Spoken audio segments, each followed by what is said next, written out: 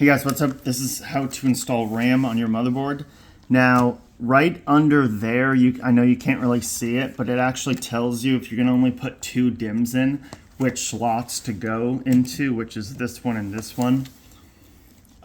Sometimes it's it's A1 and B1, but for the most part, it is DIMM A2, B2, and you just wanna open your RAM up. This is a DDR5 motherboard, so you want to use DDR5 memory. And there's a notch in the middle that you need to line up. Once it's lined up, just press like that, down like that, and your RAM is installed. There's a notch in the middle there, as you can see. And your RAM